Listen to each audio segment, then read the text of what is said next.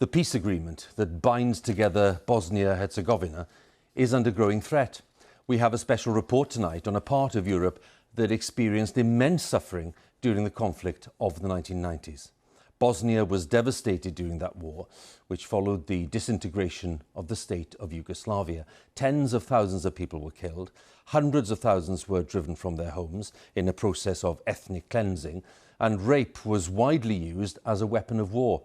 An international deal ended the fighting in 1995, but the tensions have continued. Now, the Dayton Accords split Bosnia into two regions, the Federation of Bosnia and Herzegovina and the Bosnian Serb Republic. Since then, during years of economic stagnation, corruption and political turmoil, leaders on all sides have used the divisions of the past to cling to power. But now the Bosnian Serb leader, Milorad Dodik, is threatening to break up the state, denying well-established evidence that his side committed genocide during the war of the 1990s. The BBC's Jeremy Bowen reported on the Bosnian War, and in this extended report he's returned to see how the present is still haunted by the past. The war left open wounds on every side in Bosnia.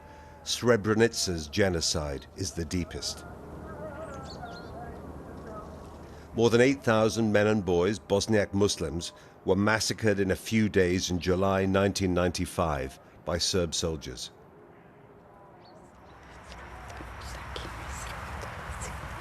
On her 73rd birthday, Mejra Jogas went to the graves of her sons Omar and Munib in the cemetery where more than 6,000 of the genocide's victims are buried.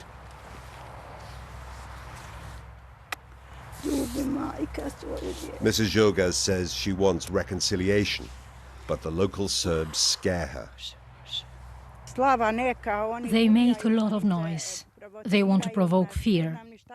Sometimes I'm afraid to spend the night in my house, but I have to. I have nowhere else to go.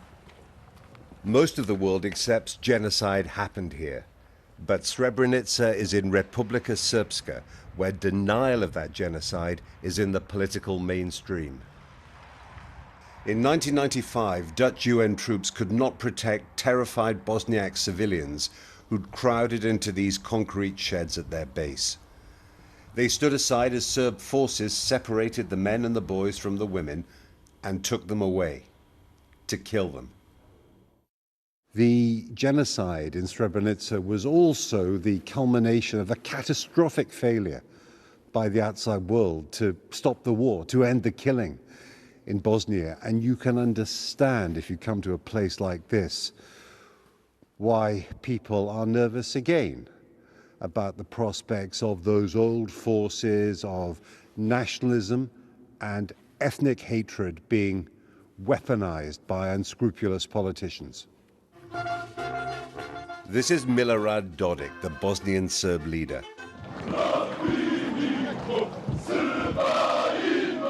In January, he led a parade through Banja Luka, his capital. He's talking about turning these paramilitary police into a Bosnian Serb army. It's part of a series of threats Dodik has made to separate from the rest of Bosnia since he rejected a new law banning genocide denial. In Bosnia, many people suspect leaders of all sides play on fears of new violence to secure their own power. That's dangerous in a fragile country where war leaders are still heroes. Serb nationalists venerate General Ratko Mladic, now serving life for genocide. Dodik wouldn't meet the BBC, so we spoke to disabled Serb war veterans in Banja Luka. They wanted reconciliation. For them, that means acceptance that they were also victims, unfairly condemned for fighting for their families and their old commander. Ratko Mladic is sentenced. He's in jail, but he is still our hero. I don't understand why they can't just accept this. They say it's only Serbs who committed genocide in this country, no one else. It's only the Serbs who are killing people. We are not that kind of people. If politicians fail to get an agreement, it will be ordinary people again who will feel the pain. And if a war does happen, the people will never come back from it. We didn't come back from the last one. Bosnia's economy never recovered, and every piece of war damage connects to someone's nightmare.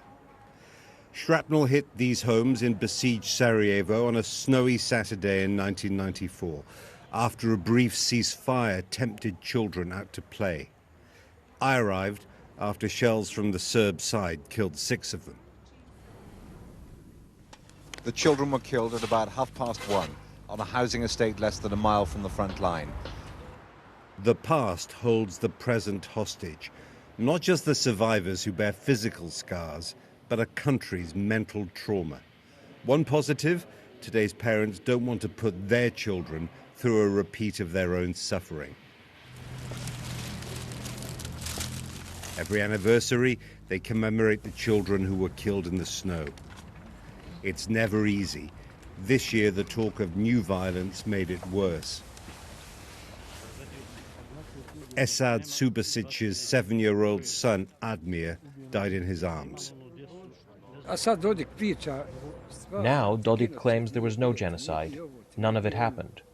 That should stop. They should put in sanctions. He's trying to fool the entire world.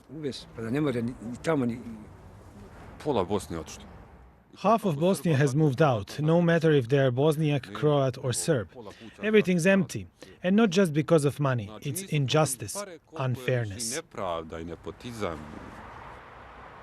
Young people on all sides in Bosnia want more than graves and memories. Their leaders have failed to create a better present and future. Sinking back into the past should be unthinkable. Jeremy Bowen, BBC News, Sarajevo.